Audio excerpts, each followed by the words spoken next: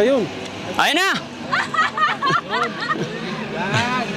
To the rescue! To the rescue, oh. Tara, tara! Oh, siya muna, siya muna.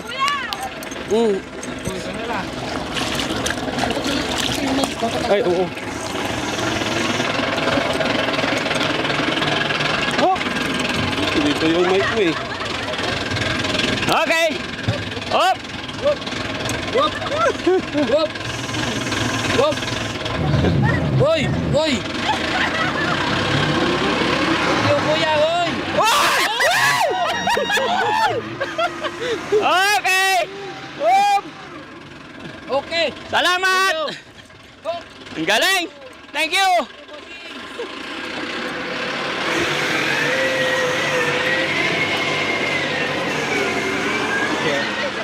Ay, hindi pa sumabay!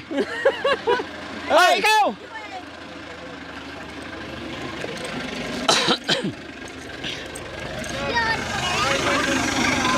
Ikaw, maglalakad ka na. Eh, Yanke, lakasan, ihagis mo! ihagis mo. Ayan na! Opya! Ingat! Ayos, thank you! Salamat kay Okay na! Mamaya ulit! Mamaya! Wala, maghahatid na siya eh. Bayan, isa na ng mga bahay na ating namataan dito. Ayon sa kanila, bahay din ng ating kapatid na Aita. Kaya pupuntahan natin at ako kumustahin natin. Pasensya na kayo mga kababayan, hindi po kami nakahanda. Kaya yon, may mga ilog palang tatawiran. Kaya buti na lang, may nagmagandang loob para itawid tayo ng bako. Ingat! Madulas!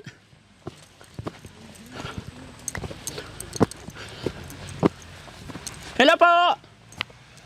Kumusta? Hello ate, magandang umaga. Kumusta po kayo? Ako po si si Daddy Frankie. Makikipagkaibigan sa inyo, okay lang po? Okay lang, sir. Pwede po ba akong pumasok? Pwede, sir. Pasok ako ha. Okay. Pasensya na kayo mga kababayan. Malalayo po yung bahay nila dito. Gaya na aking sinabi kanina bago namin narating ito, isa 21 kilometers yung nilakad namin. Kaya medyo pagod. At saka kung mapapansin nyo, dump truck na lang po yung nakapasok dito dahil sa hirap ng daan at pinakaliblim na to. Sir, magandang morning po. Anong pangalan ni sir? Jason, kuya. Jason. Si ma'am naman? Isabel. Jezabel. So kayo'y mag-asawa. Oh, kuya. Ilan na po anak nyo? Dalawa, kuya. Bakit dito nyo napili magbahay sa malayo? Tahimik kasi dito, kuya. Gusto mo sa tahimik. Oh, kuya. May kapitbahay naman kayo dito. Meron, kuya, doon sa Pero good thing na marunong ka magtagalog, no? Oh, kuya. Marunong, nakapag-aral ka naman. Oh, kuya. Hanggang saan? Grade 1 lang, kuya. Grade 1 lang. Oh, kuya. Kasi yung nauna namin napuntahan, grade 1 din ang narating niya pero hindi siya marunong magtagalog. Paano ka natuto magtagalog? Tinuturuan nila ako, kuya, yung Tinuturuan ka rin nila. Oh, kuya. Si ate naman, marunong din magtagalog. Hindi. Hindi masyado. Pero naiintindihan mo magtagalog. Okay, asan ang magulang mo? Pumunta sila sa Putol. Pudtol. Okay. Gaano na kayo katagal nakatira dito? 5 buwan na, kuya. 5 buwan pa lang? Oh, kuya. Tingin ko sa bahay, medyo matagal na yung bahay. No? Pero ikaw na rin ang gumawa nito. Oh, kuya. Ang galing. Ikaw na rin nagpo-provide. Oh, kuya. Anong trabaho mo? Sa bukid lang, kuya. Sa bukid lang. Oh, kuya. Kumusta naman ang buhay dito? Ano naman, kuya? Nakaraos naman. Oh, kuya. Si ate, ilang taon ka na ate? 16. Ilan na anak nyo? Dalawa. Ilang taon ka nung nagsama kayo, nung nag-asawa kayo? 16. Hindi. Ilang taon siya nung aasawahin mo siya? 14, kuya. 14. Oh, kuya. Ilang buwan na yung baby mo? Wala pang isang buwan kuya. Ay, kapapanganak pa lang. Oh, very good. Ano yan, breastfeed? Anong milk niya? Dumidede sa nanay. Oo kuya. Okay. Wala pang isang buwan yan. Oo kuya. Ingatan nyo ha, dito kayo nakatira. Ingatan nyo yung baby, no? Walang baboy damo dito? Wala kuya. Wala naman. Wala. Mabuti tong bahay na to mga kababayan kahit papano. May bakod, kumbaga safety, no? Hindi mapapasok ng baboy damo.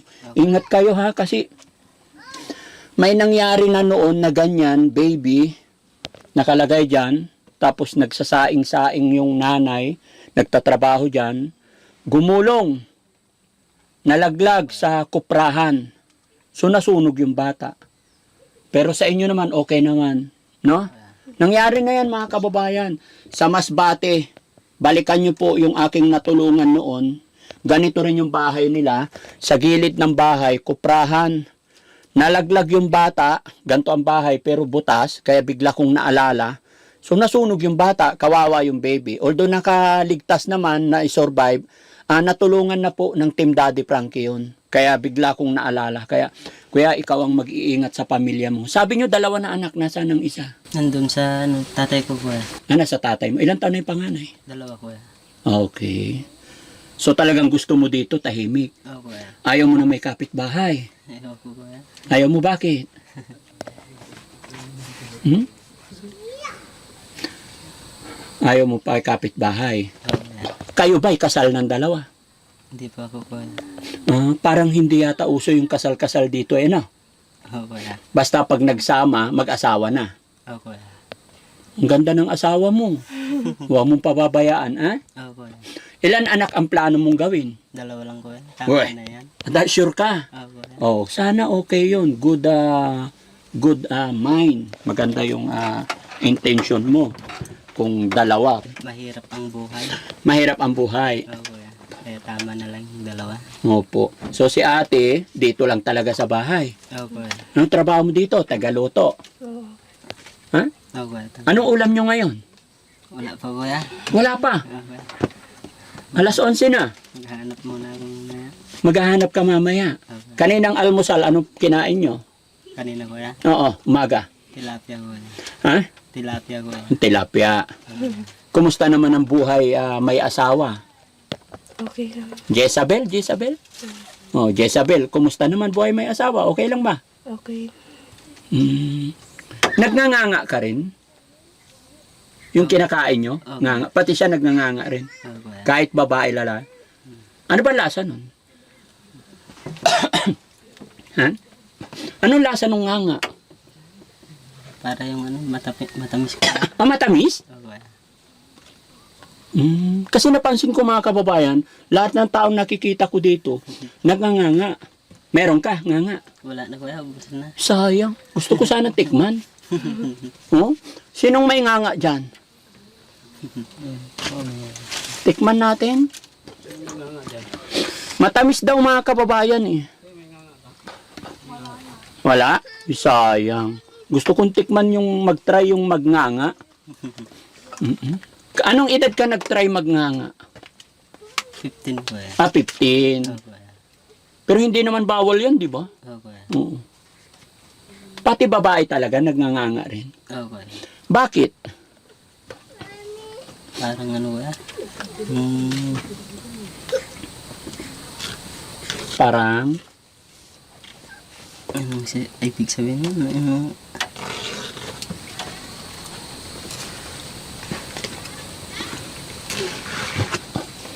libangan, ganon. Oo kuya. Oh. Sabi kasi nila mga kababayan, parang sigarilyo din daw pag nasimulan mo na, hahanap-hanapin mo na. Oo kuya. Pero araw-araw nagnanganga ikaw. Hindi kuya. Hindi naman. Oo kuya. Bakit? Ba't hindi araw-araw? Yung iba araw-araw. Oo kuya. Ano yan, baby? Babae, lalaki? Lalaki kuya. Lalaki. Okay. So mag-iingat kayo dito, ha? Oo kuya. So ang trabaho mo sa bukid. Oo kuya. Ang problema, paano to? Wala pang lunch. Alas 12 na. Ay, wala pang ulam.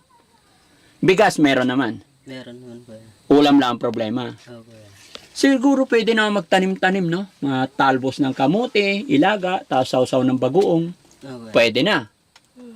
Di ba? Oo, kuya. Init dito mga kababayan, no? Sige, bigyan ko kayo ng ano, pambiling ulam. Sabi kasi walang ulam eh. No? Oo, kuya. Okay.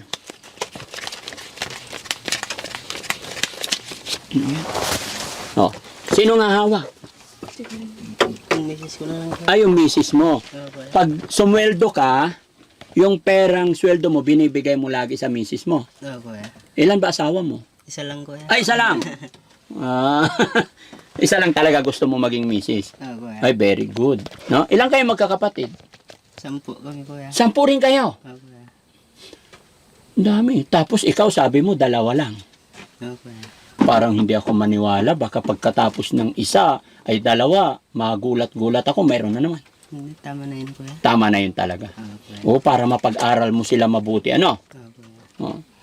Si ate, ikaw ate, ilan naman gusto mo maging anak? 2 lang. 2 lang din.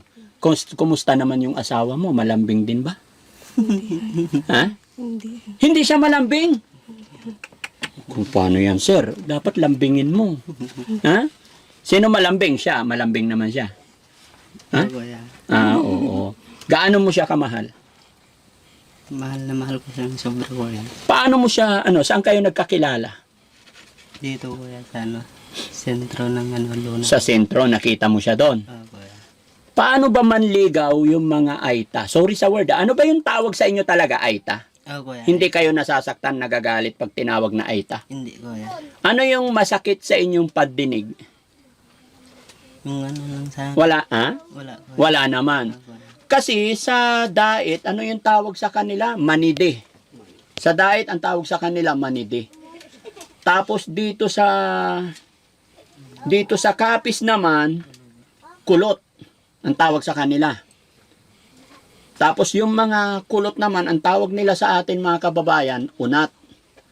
Ayun. Sa dami na rin kasi nang napupuntahan ko mga kababayan, naipag-usap ako, bumubusina ako, kasi may mga tao na ayaw nilang marinig para hindi kami makasakit ng damdamin, kaya kami humihingi ng paumanhin kung may mga nasasabi kami. So ang tawag talaga sa inyo, Aita. Oo, kuya. Yun ay hindi naman masakit. Hindi naman. Okay naman. Buti naman kung ganun, no? Paano naman manligaw ang mga Aita? Paanong sistema? Pumupunta sa bahay nila, kuya. Doon sa bahay. Pupunta ka sa bahay nila, and then? Oo, kuya. Sige, paano mo niligawan? Pwede bang ikwento mo sa amin? Paano mo siya niligawan?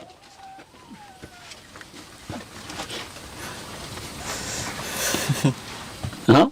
Oh, kinikilig pa si Kuya eh, no? No? Paano mo siya niligawan? Kinausap mo muna yung nanay, tatay niya, ganun? Oo, kuya. Pero wala nang kasal, walang kasalan. Oo, kuya. Pag nanligaw ka, tapos sinabi niyang tinanggap niya yung panliligaw mo, paano yun? Magsasama na? Hindi pa rin, kuya. Paano? Paano ang sistema sa inyo? Mag-ipon kami muna, kuya, sa ano kami. Pag nililigawan mo siya, tapos pag sinagot ka na niya, kailangan mag-iipon muna. Oo, kuya. Saka mo siya maiuuwi. Oo, kuya. Magkano inipon ninyo? Nga ano lang, kuya. 500 lang yung inipon ko noon. So, kanino napunta yung 500? Nag-ipon ka ng 500. Oo, kuya. Tapos ibinigay sa magulang. Oo, kuya. Saka makukuha mo na yung anak. Oo, kuya. And then, iuwi mo na. Ay, ganun pala yon. Paano pag hindi ka nakapag-ipon, hindi mo makukuha yung anak? Oo, kuya. Oh, iba rin yung sistema, ano? 500, 500 pesos. Oo, kuya. Oh, tapos nung nakapag-ipon ka ng 500, binigay mo sa nanay niya. Paano mo sinabi yun? Paano mo ginawa yun? Sige nga, paano? Wala sila kasing pangbili ng bigas, kuya. Kaya yun. Tapos, binigyan mo ng 500. Oo, kuya.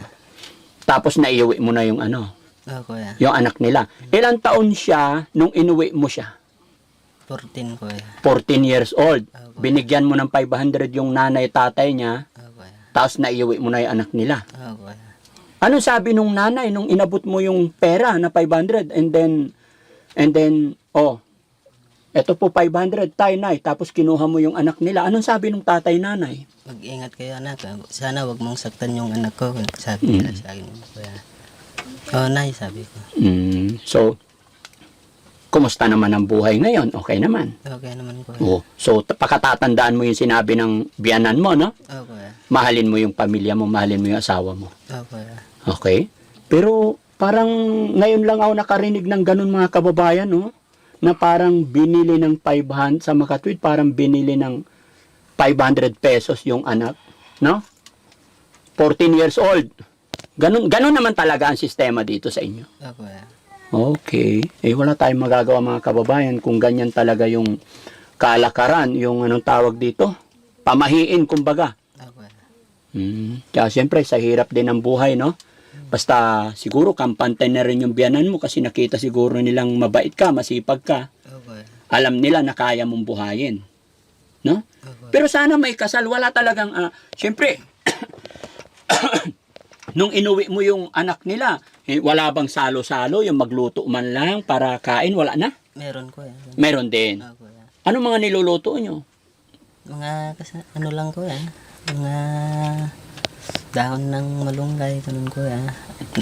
Tapos may sinaing din. Kuya. Kakain na lang kayo. Okay. Salo-salo, yung nanay, tatay niya, mga kapatid niya. After kainan, uwi mo na siya. Kuya. O pagdating sa bahay, anong ginawa nyo? Ha? Siyempre, kainan kayo doon. Bago mo siya inuwi. Pagdating dito, kainan din. Kuya. Oh, sarap naman. Anong kinain nyo dito? Anong ulam? Ano kuya, yung Tilapia? Sabi mo kanina, almusal nyo, tilapia. kuya, tila. Binigay. So, masarap yung tilapia naman dito. Kuya. Wow. Binigay nila sa amin kanina. Binigyan ka ng tilapia. Kuya. Sino nagbigay? Biyanan mo? Kuya. Oh, very good. Sige, mag-iingat kayo dito, ha? Okay, ito ate. Sabi ni kuya, kay Mrs. ipapatago ang pera. Marunong ka naman magbilang. Ha? Ay, eto. Hindi kompleto eh. Kailangan kompleto, Ricardo. Ha? Di ba? Anong kulang niyan?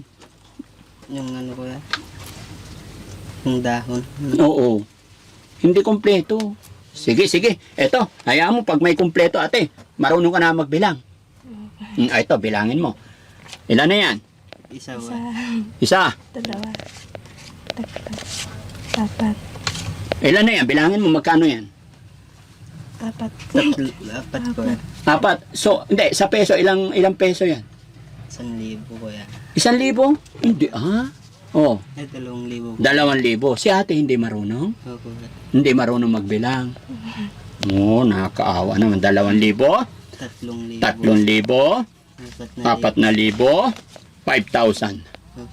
Sana makatulong yan sa'yo, kuya, ha? Thank you sir.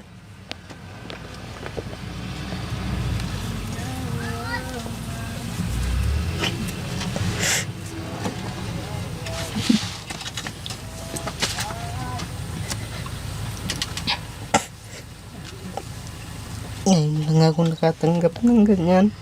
Ngayon ka lang nakatanggap ng ganito? Ito kuya.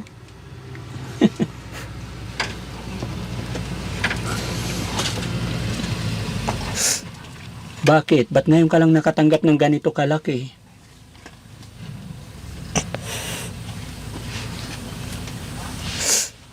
Sa hirap ng buhay, no? Ito kuya. Pati si ate umiiyak. Ba't ka umiiyak, ate? Ha? Anong gusto mong sabihin kay Daddy Frankie? Sige, sabihin mo kung ano yung nararamdaman mo. maraming salamat. Ba't ka umiiyak?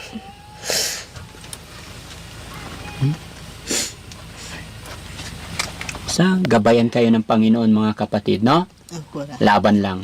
Ito kuya. Mga kababayan, mga kabarangay, ramdam ko po ang mag-asawang ito. Bagamat sila'y kulang sa kaalaman, bagamat sila'y kulang sa pinansyal, nakita ko yung mabuting kalooban nila. Lalong-lalo na kay kuya, di man siya nakapag-aral ng lubusan, pero nakita ko yung pagmamahal niya sa kanyang pamilya.